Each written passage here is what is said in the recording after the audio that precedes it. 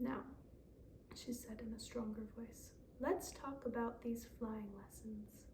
The next day, Holly casually slipped into the stable where Donner was teaching an excited group of young reindeer the basics of flying. She climbed atop a swinging gate and perched there, looking innocent, as the deer were lectured on the importance of the running start and the correct alignment of the back. She lay upon a bale of hay with a straw in her mouth while Comet led the practice leaps. He says it's all about believing in yourself, she told Meteor later that afternoon. Donner talked on and on about wind speeds and the force of gravity near Earth's surface and how fast you have to be running before you can get airborne, but Comet said that you just have to believe that you can fly. And I think he's right. The ones who were muttering to themselves about wind speed and gravity kept falling, but the ones who were confident made long, beautiful jumps into the sky. So the practice sessions began, and as long as the weather held, Holly and Tundra met Meteor in the little field behind the pond each afternoon. There, Holly would repeat the day's lesson and coach Meteor in his practice leaps. Day after day, he jumped doggedly through the snow, sometimes achieving a graceful arch, more often producing only a spray of ice and a tangle of kicking hooves. Many times in a single afternoon, Meteor would pick himself up out of the snow, his fur damp with effort, stumble to his feet and croak, I think I'm getting it. Holly and Tundra, looking on, frequently doubted that Meteor would ever attain his goal, but they never doubted his dedication. One freezing day, Alexia accompanied them to the practice field. She had set out with them many times before, but having a distractible nature, had been time and time again diverted by ducks, squirrels, and once a badger. She had, therefore, never met Meteor nor assisted in his lessons. Now she threw herself into the project, shouting out inspirational words and useless suggestions as the reindeer dashed up and down the runway that Holly had smoothed out of snow for him. But when Meteor returned from his 18th attempt, Alexia curled her tail haughtily around her feet and regarded him with narrowed eyes. You're not trying, she said. Meteor looked at her, shocked. Of course I'm trying, you silly goose. I've been working my legs off for weeks. You might be more encouraging, Lexi, said Holly. Alexia lifted her nose obstinately in the air. But he isn't trying. He's hoping, but that's not the same thing. He's running down that whatchamacallit, saying to himself, it would be wonderful if I flew this time. But what he really needs to be saying is, I'm flying, I'm lifting up, I'm in the air. Holly looked at her in amazement. Why, Lexi, I think that perhaps you might be right. She turned to Meteor, whose face was sulky. Meteor, let's try Alexia's idea. Say to yourself that you're flying, and do your best to believe it. Think about lifting off the ground, how it will feel to have the air rushing by all around you. Don't think about anything else. It won't work, he muttered. See, sneered Alexia, he doesn't really want to fly. I do too, Meteor burst out. I want it more than anything. Not more than you're scared of failing, she retorted. You don't want to really try and fail, so you don't really try. Tundra shook his head at her lack of tact, but his eyes held new respect for the fox. Holly, too, realized that somehow Alexia had seen to the heart of Meteor's problem, but now she stroked Meteor's hanging head. Meteor, dear, she whispered, we're all afraid to fail. I am, too, but it's only us here, and we love you whether you fly or not, so go ahead and try with your whole soul. Meteor lifted his head. All right, he said, I'll do my best. He wheeled around and trotted briskly to the top of the runway. He rubbed his nose in the snow, that was one of Donner's tips, and squinted down the length of the field. He paused for a moment, thinking, and began to run. They all knew, even before he lifted his forelegs, that he was going to get it this time. There was something new in his gallop, in the determined posture of his head, in his charge forward. When he finally made the leap, it looked as though he wasn't even aware of it. All he was thinking about was the flight itself, the dazzling swirl of air beneath him, and the lightness as his body overcame gravity. And then, suddenly, it was happening. He grazed the straggling bare branches of the bushes that clustered at one end of the field and simply kept on running, up and up, higher and higher, until the trees that ringed the pond were little black brushes behind him. He wheeled in the sky, and the sun glared full in his face.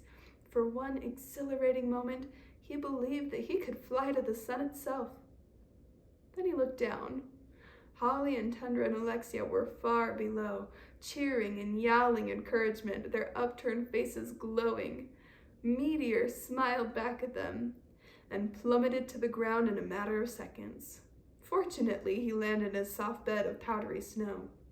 While he was shaking himself off, his three friends clambered to his side through the thick drifts. "Good work, fine work, my lad," Tundra congratulated him. Alexia bounced at the wolf's heels. See, wasn't I right? See? Holly, at a disadvantage with regard to number of feet, came last, flapping her arms wildly as she struggled through the powder.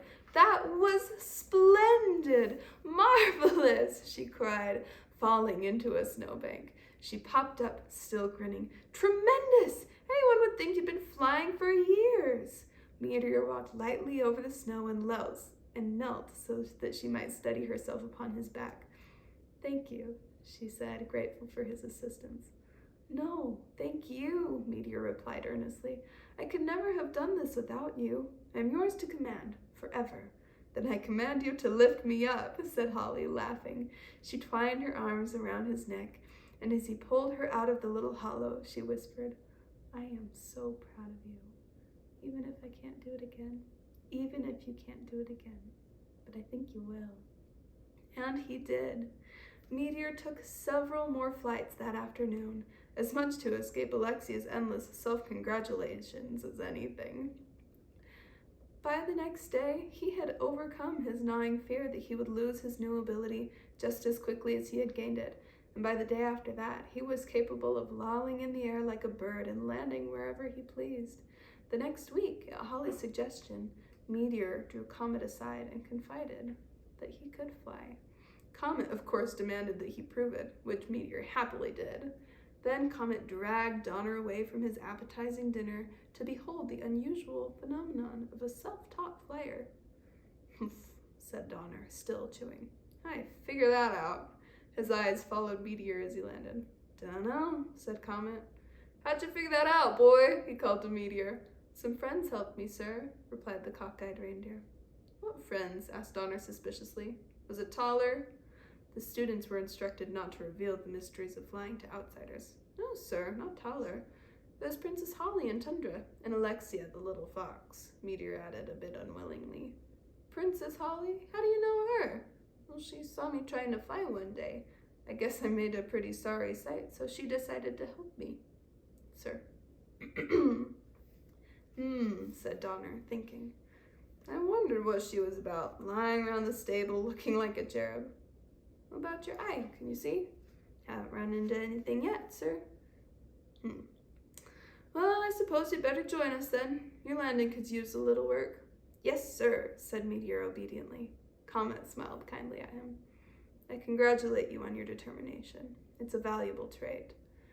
It was Comet who told Nicholas. That evening at the dinner table, Nicholas watched Holly closely. She was chattering away to Viviana and Sophia about the puzzling question of why little mortal girls sometimes had to wear gloves and sometimes had to take them off. She had watched several glove donnings and doffings through the telescope and found the whole thing baffling. Neither Viviana nor Sophia, whose mortal lives had ended long before anyone ever thought of gloves, could answer. Nicholas broke in abruptly. "I hear you're learning to fly." "It's harder than it looks," Holly replied. "By all reports, you have done very well by young Meteor." "Who's Meteor?" asked Viviana, bewildered. "He's a reindeer I was helping to fly," began Holly, but Nicholas interrupted again. "And that was very kind, my love, but in the future, you must leave the task to Donner and Comet. I do not wish them to feel as though we do not appreciate their authority." Holly eyed Nicholas thoughtfully, reading what lay beneath his words. "You think you're protecting me, But they think you're hiding me because there's something wrong with me, she said finally. What do you mean? Asked Nicholas, laying both hands upon the table. Sophia sent him a penetrating look. Holly retold fantastic rumors that Meteor imparted to her. Really, Papa, I think it would be a good idea if I came to the village once in a while. Especially when it's cold as it is now. Nothing will happen amiss, and it will put a stop to these silly ideas. But how can you teach a reindeer to fly when you don't know how to fly? Viviana said, unable to worry about the larger problem until the smaller was resolved. Holly explained while Nicholas sat in silent thought. This was the cause of the new distance he had felt between his subjects and himself. He felt an insistent current of dread that trickled underneath every thought, hope, and plan for the future. Each time he left the palace, he stopped upon the staircase to look back one more time. As he checked in on the workshops where the toys were being made or listened quietly to the reports of the Committee for the Aid and Comfort of Earthly Creatures, his attention was distracted by a tiny whisper of fear. Was Holly safe? Perhaps Heracon was even now at her door. Perhaps I have seen her for the last time. Nonsense, he would scold himself. Utter foolishness, cowardly foolishness. His people knew. They saw that his eyes, which once revealed his thought, were now veiled, but they could not guess the secret that was behind the divide. They knew he did not show them his soul as he had before. They watched the new shadows that hovered on the edges of their land, and they drew their own conclusions. Nicholas glanced at Holly, who was describing Meteor's inaugural flight. Her face was glowing, and her hands flew about in an animated, if not very accurate, imitation of the reindeer's flight pattern. It's not right, he thought. We can't keep the immortals from learning to love her as we do, just because we are frightened of her future. Holly, I believe you're right, he declared suddenly. You should visit the village, become acquainted with the immortals, learn about their lives. We must not keep you all to ourselves. Holly and Viviana looked at him in surprise. Really? Holly squeaked. Really? Echoed Viviana. Yes, really. We must plan an excursion as soon as possible. Nicholas smiled happily and stroked his beard. How would you like to attend a pelote game? Sophia sat in silence, looking absently at the plate before her. Her eyes narrowed as if she was trying to remember something, and then it was gone. She looked around at her friends and smiled. Pelote, what an excellent idea. Chapter 10.